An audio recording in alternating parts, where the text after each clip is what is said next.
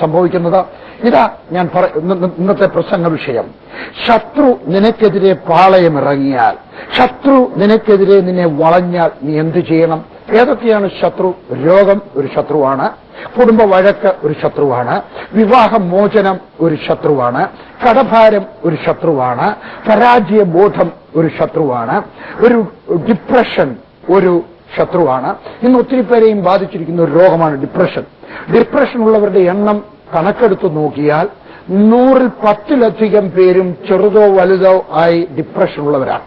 പ്രായമായി കഴിയുമ്പോൾ depression, രോഗികളാകുമെന്നുള്ള depression, എന്നെ രോഗിയായാൽ മക്കളൊക്കെ നോക്കുമോ എന്നുള്ള ഡിപ്രഷൻ, മക്കൾക്കെല്ലാം ഞാനൊരു ഭാരമാകുമോ എന്നുള്ള ഡിപ്രഷൻ, ആശുപത്രിയിൽ പോയി കഴിയുമ്പോൾ അയ്യോ ആവശ്യമില്ലാതെ പൈസ എല്ലാം പോകുന്നല്ലോ എന്നുള്ള ഡിപ്രഷൻ, ഡിസ്കറേജ്മെന്റ് ആൻഡ് ഡിപ്രഷൻ. ഇതൊക്കെ നിങ്ങളെ വേട്ടയാടുമ്പോൾ, ശത്രു നിനക്കെതിരെ പാളയമിറങ്ങിയാൽ, നിന്നെ വളഞ്ഞാൽ നീ എന്തു ചെയ്യണം? ഞാനും നീയും എന്തു ചെയ്യണം?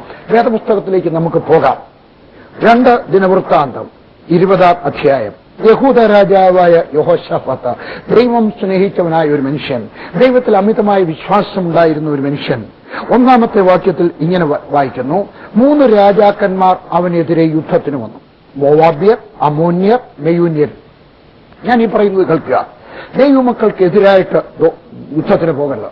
അവരാരോ ആയിക്കോട്ടെ, ഏത് സഭക്കാരോ ആയിക്കോട്ടെ, ദൈവമക്കൾക്കെതിരായിട്ട് നിങ്ങൾ ഒരിക്കലും യുദ്ധത്തിന് പോകരുത്. വേറൊരു സഭക്കാർക്കെതിരായിട്ട് പോകരുത്, ക്രിസ്ത്യാനികൾക്കെതിരായിട്ട് പോകരുത്, പ്രാർത്ഥിക്കുന്നവർക്ക് എതിരായിട്ട് യുദ്ധത്തിന് പോകരുത്. പോകുന്നത് കൊണ്ട് നിനക്ക് ദോഷമേ സംഭവിക്കത്തുള്ളൂ. അവർ യുദ്ധത്തിന് വന്നു.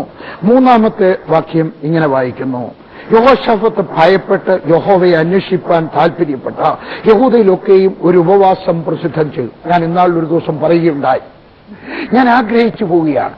ഏതെങ്കിലുമൊക്കെ പ്രശ്നങ്ങൾ രാജ്യത്തെ ബാധിക്കുമ്പോൾ, ഏതെങ്കിലുമൊക്കെ പ്രശ്നങ്ങൾ കുടുംബത്തെ ബാധിക്കുമ്പോൾ, എന്തുകൊണ്ട് എല്ലാവരും കൂടെ ഒരു കൂട്ട ഉപവാസം ഡിക്ലെയർ ചെയ്യുന്നില്ല? എന്തുകൊണ്ട് നമ്മുടെ രാജ്യത്ത് ചിക്കൻ ഗുനിയ വന്നു കഴിയുമ്പോൾ, എന്തുകൊണ്ട് പന്നിപ്പനി വന്നു കഴിയുമ്പോൾ, എന്തുകൊണ്ട് ഇതൊന്നും മാറിക്കിട്ടാൻ സർക്കാർ, കളക്ടർ, ചീഫ് മിനിസ്റ്റർ, പ്രധാനമന്ത്രി ആളുകളോട് പറയുന്നില്ല? അവരെല്ലാരും കൂടെ എനിക്ക് മനസ്സിലാകുന്നില്ല. നമ്മുടെ രാജ്യം ഒരു റിലീജിയസ് കൺട്രി, മത വിചാരമുള്ള, ഈശ്വര വിചാരമുള്ള ഒരു രാജ്യമാണ്.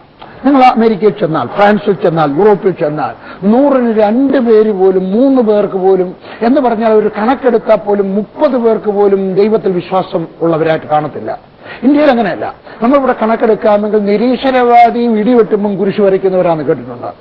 പക്ഷെ നമ്മൾ എന്തുകൊണ്ട് പ്രാർത്ഥിക്കാനായിട്ട് ഒരു ദിവസം ഡിക്ലെയർ ചെയ്യുന്നു? ഞാൻ ചോദിക്കാം, നിങ്ങളുടെ വീട്ടിൽ ഒരു പ്രശ്നം വരുമ്പോൾ വീട്ടിലൊരു ഉപവാസം പ്രഖ്യാപിക്കാറുണ്ടോ? ചെയ്യുക. അടുത്ത ഗവൺമെന്റ് അവധിക്ക് നിങ്ങളൊരു ഉപവാസം പ്രഖ്യാപിക്കുക. നിങ്ങളുടെ കുടുംബത്തിനൊരു വ്യത്യാസം ഉണ്ടാകാൻ, നിങ്ങളുടെ കുടുംബ സമാധാനം വർദ്ധിക്കാൻ, നിങ്ങളുടെ സാമ്പത്തിക നില വർദ്ധിക്കാൻ. ഒരു 3 മാസം ഇരിക്കുമ്പോൾ, 6 മാസം ഇരിക്കുമ്പോൾ ഒരു കൂട്ട ഉപവാസം നിശ്ചയിക്കുക. അന്ന് ഉപവാസത്തിനായിട്ട് മാറ്റിവെക്കുക. അന്ന് വേറെ ആരെങ്കിലും വന്നാലും നിങ്ങൾ ഉപവാസ പ്രാർത്ഥന നിർത്തരുത്, പ്രാർത്ഥനയിൽ നിന്ന് എഴുന്നേക്കരുത്. അന്ന് നിങ്ങൾ പ്രാർത്ഥിക്കുന്നവരായി തീരുക. ഞാൻ ആഗ്രഹിച്ചു പോവുകയാണ്, അടുത്ത പൊതു ഒഴിവ് ദിവസം കുടുംബമായിട്ട് മാത്രമല്ല, സഭ, മർത്തോമാ സഭ, CSI സഭ, ഓർത്തഡോക്സ് സഭ, പെന്തിക്കോസ്ത് സഭ, എന്തുകൊണ്ട് നമ്മൾ എല്ലാവരും കൂടി ഒന്ന് പ്രാർത്ഥിക്കാൻ? എന്തുകൊണ്ട് നമ്മൾ എല്ലാ സഭക്കാരും കൂടി ഒന്ന് പ്രാർത്ഥിക്കാൻ എഴുന്നേൽക്കുന്നില്ല? എഴുന്നേൽക്കണം. 4-ാമത്തെ വാക്യം: യഹോവയോട് സഹായം ചോദിപ്പാൻ യഹൂദർ ഒന്നിച്ചുകൂടി സകല യഹൂദ നഗരങ്ങളിൽ നിന്ന് അവർ യഹോവയെ അന്വേഷിക്കും. എല്ലാവരും കൂട്ടമായിട്ട് വന്നെന്ന് കേട്ടോ, കൂട്ടമായിട്ട് വരണം, എല്ലാവരും കൂടെ വരണം. ആലോചിച്ചു പോകാൻ, എന്റെ കർത്താവേ, മലയാളികളായിട്ടുള്ള ക്രിസ്ത്യാനികൾ എല്ലാവരും കൂടെ തിരുവനന്തപുരത്ത് ശംഖുമുഖത്ത് കടപ്പുറത്തൊന്ന് വന്നിരുന്നൊന്ന് പ്രാർത്ഥിക്കട്ടെ. കർത്താവെ കോട്ടയത്ത് വന്നിരുന്നൊന്ന് പ്രാർത്ഥിക്കട്ടെ. എന്റെ കർത്താവ് എറണാകുളത്ത് ഒന്നിച്ചു വന്നൊന്ന് പ്രാർത്ഥിക്കട്ടെ. ദൈവത്തെ അമേരിക്കയിൽ കൂടെ 5, 8, 10 വർഷങ്ങൾ ഇരിക്കുമ്പോൾ അവിടെയുള്ളവരെല്ലാവരും കൂടെ അവിടുത്തെ വൈറ്റ് ഹൗസിന്റെ മുമ്പിൽ ഞാൻ ഒരിക്കൽ പോയിരുന്നു. അവിടെ പോയിരുന്നിട്ട് പ്രാർത്ഥിക്കുന്നു. ഞാൻ അവിടെ ചെന്നതിന്റെ അന്ന് എത്ര പേരുണ്ടായിരുന്നു? 3-4 ലക്ഷം പേരുണ്ടായിരുന്നു. അവരെല്ലാരും കൂടെ രാത്രിയിലെ വന്നിട്ട് ടെന്റുമൊക്കെ അടിച്ച് അവിടെ താമസിക്കാം. രാവിലെ 4-5 മണിയായപ്പോൾ മുതൽ ഒരു പ്രാർത്ഥന തുടങ്ങി. തണുപ്പ് കാലമായതുകൊണ്ട് വെയിലില്ല. എല്ലാവരും കൂടെ 11 മണി 12 മണിയൊക്കെ ആയപ്പോഴും കൂട്ടമായിട്ട് പ്രാർത്ഥിക്കുകയാണ്. നാം ഒന്ന് പ്രാർത്ഥിച്ചിരുന്നു, നമ്മുടെ ദേശത്തിന് വേണ്ടി പ്രാർത്ഥിക്കുന്നത്, നമ്മുടെ സഭയ്ക്ക് വേണ്ടി പ്രാർത്ഥിക്കുന്നത്. എന്നാൽ IPC-കാരെല്ലാം കൂടി ഇരുന്നൊന്ന് പ്രാർത്ഥിക്കും, എന്നാൽ അസംബ്ലിസോടെല്ലാം കൂടെ ഒന്ന് പ്രാർത്ഥിക്കും, എന്നാൽ മർത്തോമാക്കാർ, തിരുമേനിമാരും അച്ഛന്മാരും വിശ്വാസികളും എല്ലാവരും കൂടി ഒന്നൊന്ന് പ്രാർത്ഥിക്കും. നാം മാരാമൻ കൺവെൻഷൻ നടത്താറുണ്ടല്ലോ, നല്ലത് തന്നെ. എന്നാൽ പ്രാർത്ഥനയ്ക്ക് തീർച്ചയായിട്ടും ഒരു ദിവസം നമ്മൾ എന്നൊന്ന് കൂടി വരും. എന്നാൽ യാക്കോബക്കാരെല്ലാവരും കൂടെ ഒന്ന് കൂടി വരും.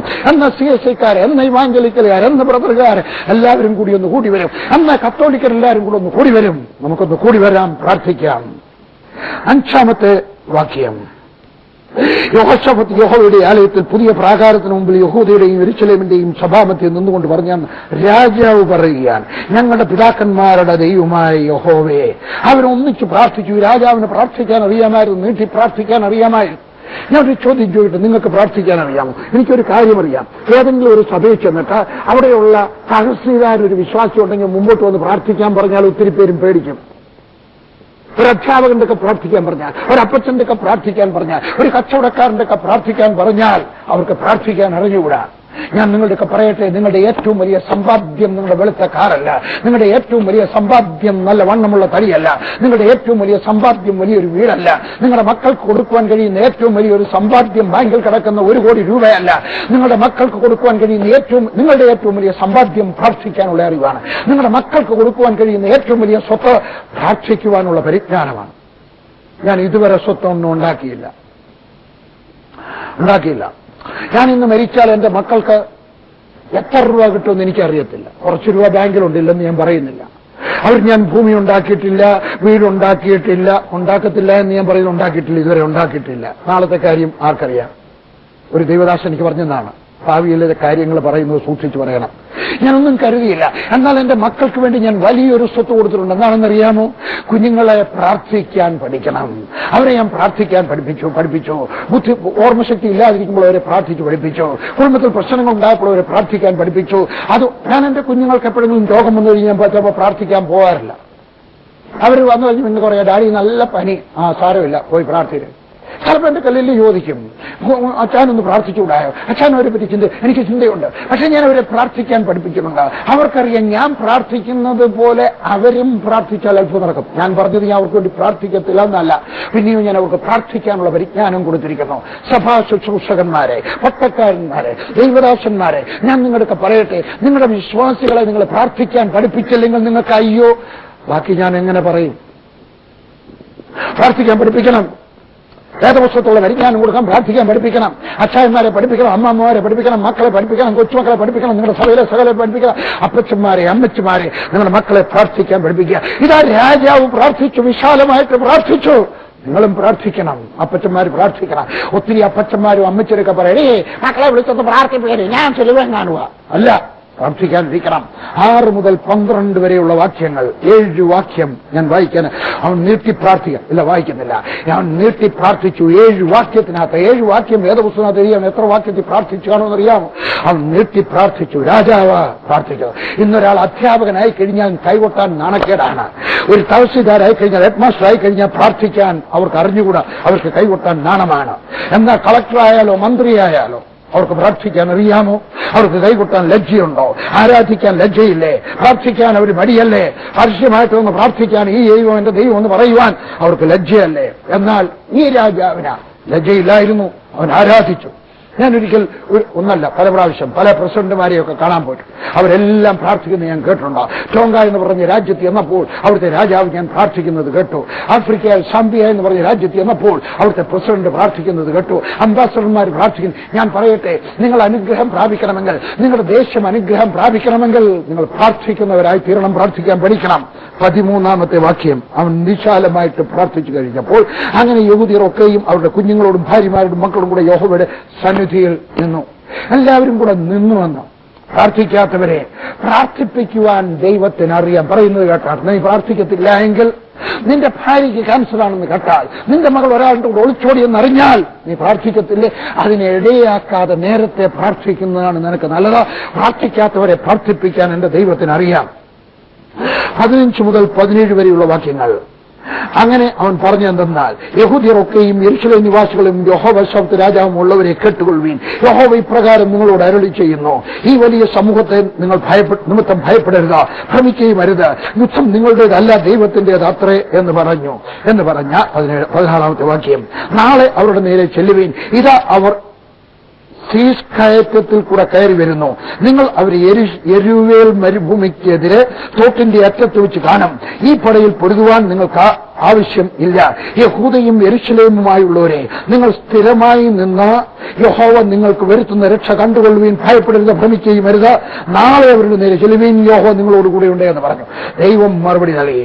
മറുപടി നൽകുന്നവനായ ഒരു ദൈവം, പ്രാർത്ഥനയ്ക്ക് ഉത്തരം തരുന്നവനായ ദൈവം. എനിക്ക് ദൈവത്തിൽ വലിയ വിശ്വാസമാണ്. ആളുകൾ എന്തൊക്കെ ചോദിക്കും. ഞാൻ ഒരിക്കൽ വിദേശത്തൊക്കെ എവിടെയോ പോയിട്ട് പ്രസംഗിച്ചിട്ട് ഞാൻ തിരികെ വന്നു. ഒരു നീണ്ട ട്രിപ്പായിരുന്നു. ഞാൻ ഒരിക്കലും അങ്ങനെ നീണ്ട ട്രിപ്പ് പോയിട്ടുള്ളൂ, 3 മാസം. ഞാൻ മടങ്ങി വന്നു കഴിഞ്ഞപ്പോൾ എന്റെ അക്കൗണ്ടന്റ് വെച്ചുച്ചറക്കാരൻ ഒരു AT ജോസ് ബ്രദറാണ്. അദ്ദേഹം എന്തൊക്കെ വന്ന് എന്നോടുള്ള സ്നേഹം കൊണ്ട്, എന്നെ പറ്റിയുള്ള കരുതൽ കൊണ്ട് പറഞ്ഞു, ബ്രദർ ഇത്രയും രൂപയൊക്കെ കൊണ്ടുവന്നല്ലോ, ബ്രദർ വല്ലതും ബ്രദറിന്റേതായിട്ട് മാറ്റി വെച്ചിട്ടുണ്ട്. ഞാൻ പറഞ്ഞ എന്റെ ഒരൊറ്റ പൈസ ഇല്ല, ഞാൻ കൊണ്ടുവന്നത് മുഴുവൻ ടീമിനകത്തിട്ടു. അദ്ദേഹം എന്തൊക്കെ പറഞ്ഞു, ഒന്നും അല്ലെങ്കിൽ ഒരു ഇൻഷുറൻസിനകത്ത് ചേർന്നാണ്. അദ്ദേഹം ഇൻഷുറൻസിന്റെ ഏജന്റ് കൂടാണ്. അതുകൊണ്ട് പറഞ്ഞല്ല, എന്തെങ്കിലും കുഞ്ഞുങ്ങൾക്ക് വേണ്ടി കരുതി വെക്കാൻ, എന്തെങ്കിലും കുറച്ച് മാറ്റി വെക്കണ്ടായോ? ദൈവം കോപിക്കുമോ? ഞാൻ പറഞ്ഞില്ല. പക്ഷെ ഞാൻ ഇതെല്ലാം ദൈവത്തിൽ ഇത്രയും അതിരുകടന്ന് വിശ്വസിക്കുവാനുള്ള കാരണം, എനിക്ക് ദൈവത്തിൽ അതിഭയങ്കരമായ, സംശയിക്കാത്ത, അല്പം പോലും സംശയിക്കാത്ത ഒരു വിശ്വാസമുള്ളത് കൊണ്ടാണ്. അതെങ്ങനെ ഉണ്ടായെന്ന് എനിക്കറിയത്തില്ല. ദൈവം തന്നതാണ്. വേദപുസ്തകം വായിച്ചപ്പോൾ കിട്ടിയതാണ്. വിശ്വാസത്തിന്റെ പുസ്തകങ്ങൾ വായിച്ചപ്പോൾ കിട്ടിയതാണ്. ദൈവദാസന്മാരുടെ ജീവചരിത്രങ്ങൾ വായിച്ചപ്പോൾ കിട്ടിയതാണ്. അവരെ സഹായിച്ച ദൈവം എന്നെയും സഹായിക്കാം.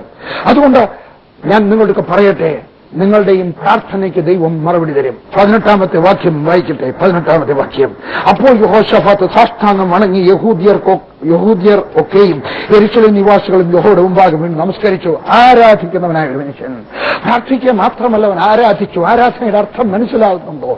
ആരാധിക്കുക, പ്രാർത്ഥിക്കുക മാത്രമല്ല, ദൈവത്തിന് മുമ്പാകെ വണങ്ങുക, ദൈവത്തിന് മുമ്പാകെ കൈ ഉയർത്തി നിൽക്കുക, ദൈവത്തോട് സംസാരിക്കുക, ദൈവത്തെ ഹൃദയത്തിൽ നിന്നും ആരാധിക്കുക. ഞാൻ എന്റെ വീട്ടിൽ ചിലപ്പം പാട്ടിന്റെ തേപ്പിട്ടിട്ട് എന്റെ ഭാര്യ ആരും ഇല്ലാത്തപ്പോൾ ഞാൻ നൃത്തം ചെയ്ത് ആരാധിക്കുന്നത് എന്റെ ആരാധനയാണ്. ഞാൻ പറയുന്നില്ല നിങ്ങൾ നൃത്തം ചെയ്യണമെന്ന് തോന്നുന്നത് ചെയ്താൽ, പക്ഷെ ദൈവത്തെ ആരാധിക്കുന്നവരായിട്ട് മാറണം. 20-ാമത്തെ വാക്യം മാത്രമല്ല, പിന്നെ അവൻ അധികാലത്ത് എഴുന്നേറ്റ് തെക്കോവ മരുഭൂമിയിലേക്ക് പുറപ്പെട്ടു. അവർ പുറപ്പെടുമ്പോൾ യോശഫാത്ത് നിന്നുകൊണ്ട്, യഹൂദ്യരും യെരൂശലേം നിവാസികളുമായുള്ളവരെ എന്റെ വാക്ക് കേൾപ്പീൻ. നിങ്ങൾ ദൈവമായി യഹോവയിൽ വിശ്വസിപ്പീൻ, എന്നാൽ നിങ്ങൾ ഉറച്ചു നിൽക്കും. അവന്റെ പ്രവാചകന്മാരെയും വിശ്വസിപ്പീൻ, എന്നാൽ നിങ്ങൾ കൃതാർത്ഥരാകുമെന്ന് പറഞ്ഞു. വിശ്വാസമുള്ള ഒരു മനുഷ്യൻ, നിങ്ങൾ ആരാധിക്കുന്നവനായിരിക്കണം, നിങ്ങൾ പ്രാർത്ഥിക്കുന്ന മനുഷ്യനായിരിക്കണം, നിങ്ങൾ വിശ്വസിക്കുന്ന ഒരു മനുഷ്യനായിരിക്കണം. 21-ാമത്തെ വാക്യം. അവർ കൂട്ടമായിട്ട് പിന്നെ അവർ ജനത്തോട് ആലോചിച്ചിട്ട് വിശുദ്ധാലങ്കാരം ധരിച്ച് സൈന്യത്തിന് മുമ്പ് നടന്നുകൊണ്ട് വാറ്റുവാനും യഹോവയെ സ്തുതിപ്പീൻ, അവന്റെ ദയ എന്നേക്കുള്ളതല്ലോ എന്ന് ചൊല്ലുവാനും യഹോവ സംഗീതക്കാരെ നിയമിച്ചു. അവർ ഒന്നിച്ചാരാധിച്ചു. മനസ്സിലായോ? ഒറ്റയ്ക്ക് ആരാധിച്ചു, ഒന്നിച്ചു കൂട്ടമായിട്ട് ആരാധിച്ചു. നമ്മൾ ആരാധിക്കുന്നവരായി തീരണം. അവർ ഒന്നിച്ചാരാധിക്കുന്ന രാജാവ്, കൂട്ടമായിട്ട് ആരാധിക്കുന്ന രാജാവ്, വിശ്വസിക്കുന്ന രാജാവ് മാത്രമല്ല. 22-ാമത്തെ വാക്യത്തിൽ ആരാധിച്ചപ്പോൾ ദൈവം പ്രവർത്തിച്ചു. അവർ പാടി സ്തുതിച്ചു തുടങ്ങിയപ്പോൾ, അടിവരയിട്ടാണ്, അവർ പാടി സ്തുതിച്ചു തുടങ്ങിയപ്പോൾ യഹോവ യഹൂദയ്ക്ക് വിരോധമായി വന്ന അമോന്യരെയും മോവാബ്യരെയും ശീയോ പർവ്വതക്കാരുടെയും നേരെ പതിയിരിപ്പുകാരെ വരുത്തി.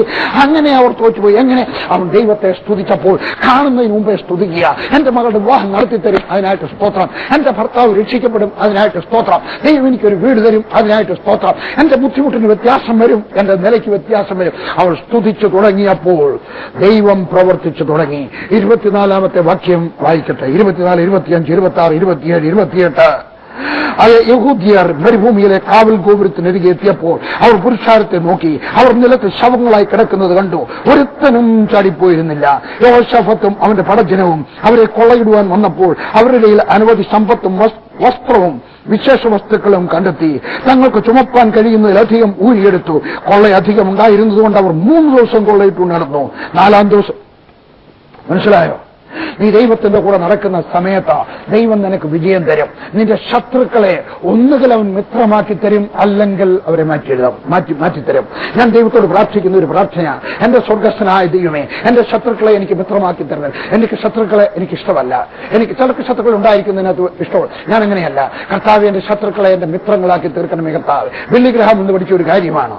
എന്റെ ശത്രുക്കളെ മിത്രങ്ങളാക്കി തരണമേ കർത്താവേ. ഹല്ലേലൂയ.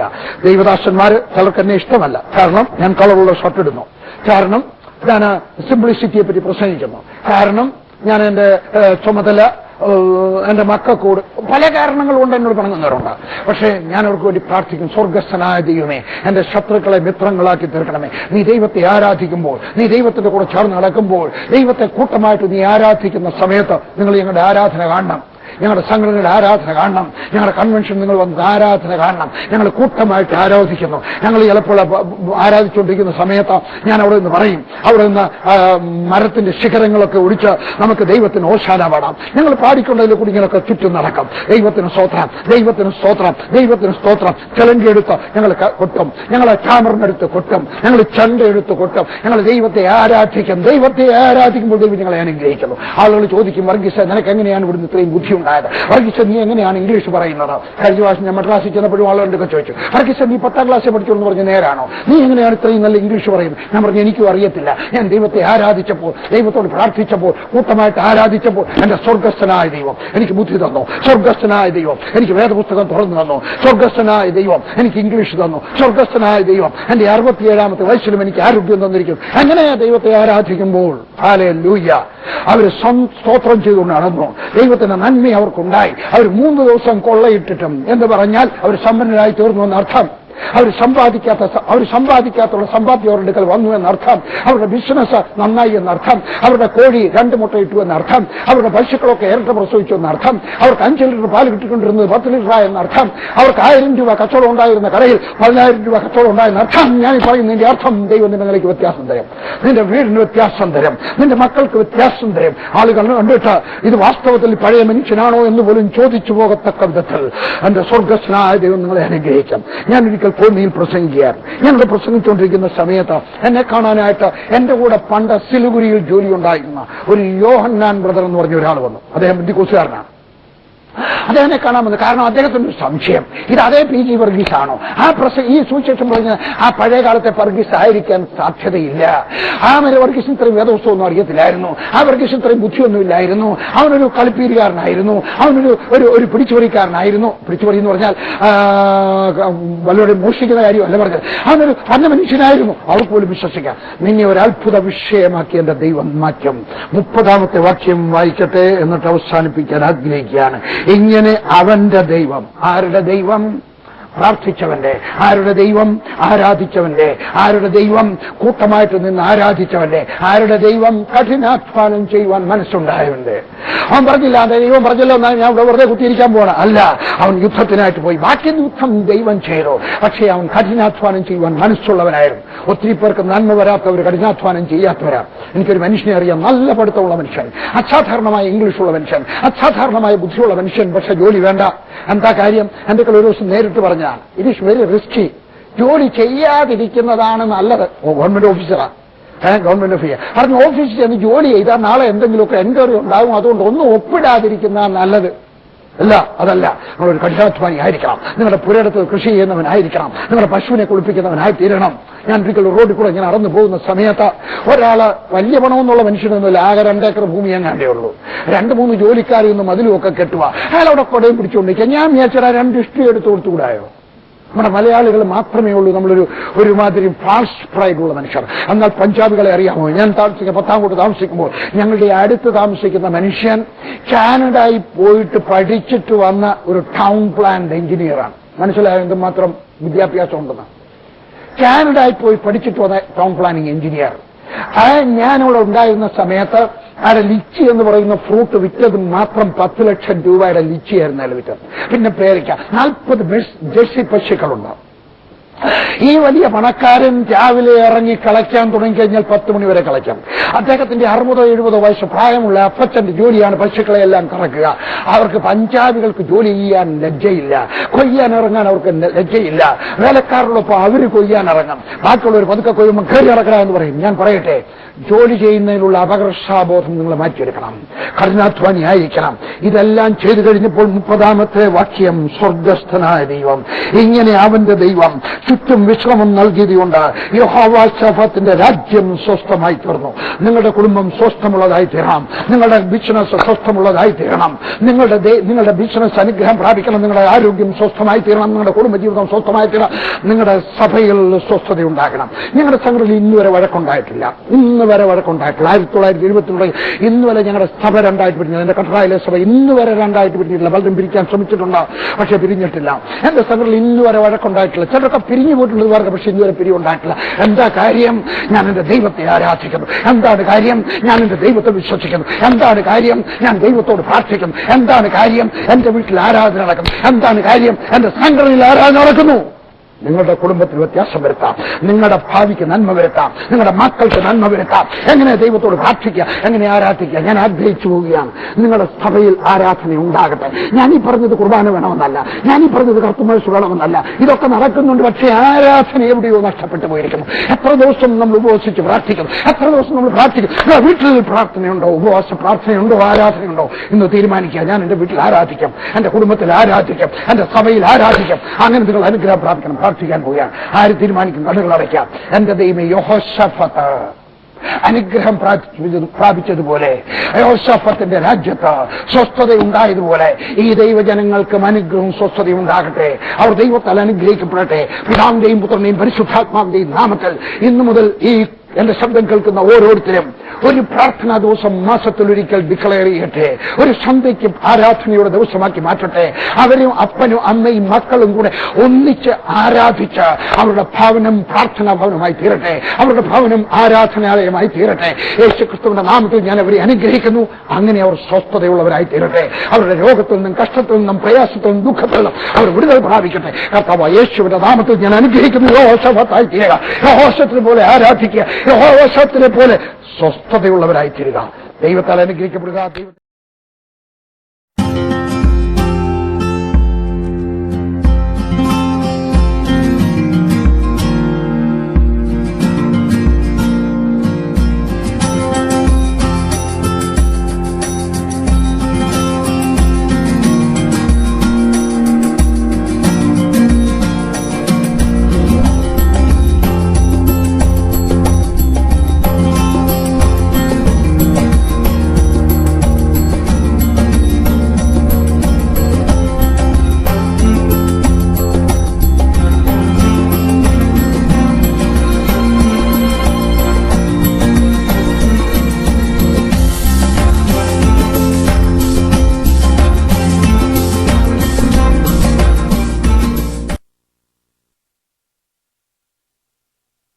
അനുഗ്രഹിക്കട്ടെ.